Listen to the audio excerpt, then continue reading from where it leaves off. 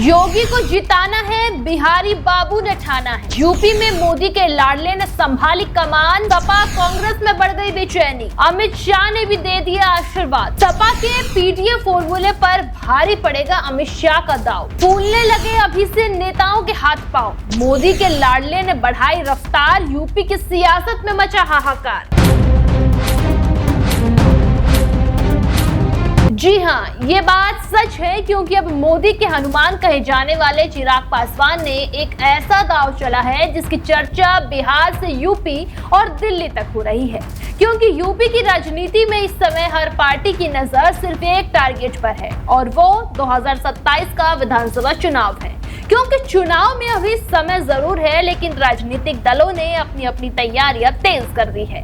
दोस्तों, इसी बीच लखनऊ से केंद्रीय मंत्री और लोक जनशक्ति पार्टी रामविलास के राष्ट्रीय अध्यक्ष चिराग पासवान ने ऐसा संदेश दिया है जिसने पूरे प्रदेश की राजनीति में नई हलचल पैदा कर दी। आपको बता दें, 403 सीटों पर तैयारी के बाद संगठन को गांव-गांव तक मजबूत करने का आह्वान और दलित समाज को लेकर लगातार दिए जा रहे संदेशों के बाद अब सियासी गलियारों में चर्चाएं तेज हो गई है कि क्या एनडीए उत्तर प्रदेश में नया सामाजिक समीकरण बनाने की तैयारी कर रहा है। आइए समझते हैं कि आखिर इस पूरे घटनाक्रम में क्या मायने निकाले जा रहे हैं। दरअसल रामविलास पार्टी की जयंती पर आयोजित कार्यक्रम में चिराग पासवान ने साफ साफ कहा कि पार्टी का संगठन इतना मजबूत होना चाहिए कि जरूरत पड़ने पर हर सीट पर चुनाव लड़ने की क्षमता रखे।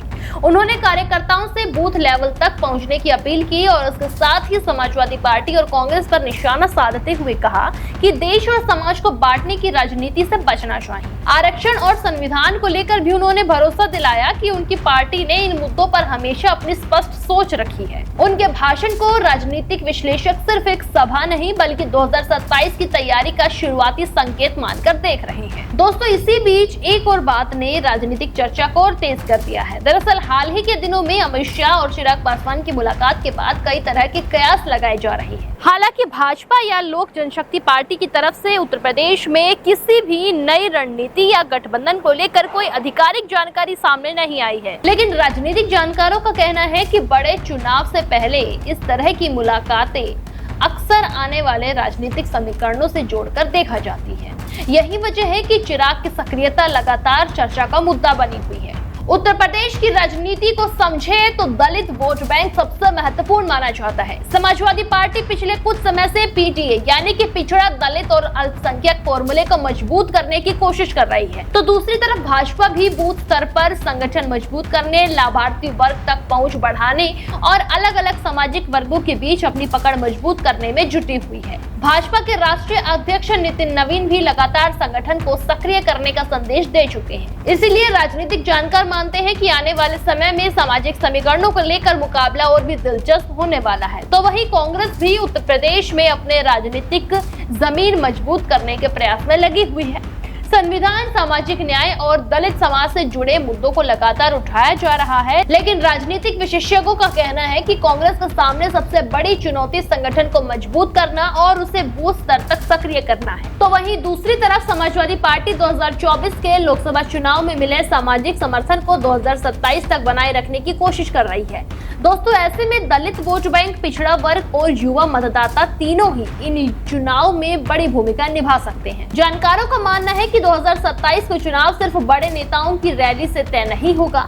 बूथ स्तर पर संगठन, स्थानीय नेतृत्व, कार्यकर्ताओं की सक्रियता ही हार जीत का फैसला करेंगे। इसीलिए सभी दल अभी से अपनी अपनी तैयारियों को धार देने में जुट गए हैं। अब सबसे बड़ा सवाल यही है कि क्या चिराग पासवान की बढ़ती सक्रियता आगे चलकर एनडीए को उत्तर प्रदेश में अतिरिक्त मजबूती दे पाएगी?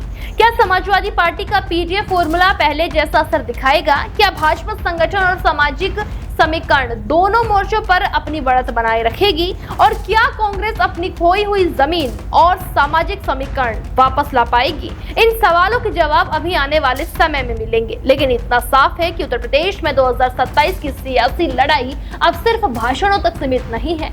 हर दल अपनी रणनीति तैयार कर रहा है, हर नेता अपना जनाधार मजबूत करने में जुटा हुआ है और आने वाले महीनों में प्रदेश की राजनीति और भी ज्यादा गर्म होने वाली है। देश दुनिया की हर बड़ी सटीक और भरोसेमंद खबर देखने के लिए अभी विजिट करें हमारे वेबसाइट nowuttarpradesh.com और nownoida.com पर, क्योंकि यहाँ आपको सिर्फ सुर्खियां नहीं बल्कि पूरी जानकारी मिलेगी।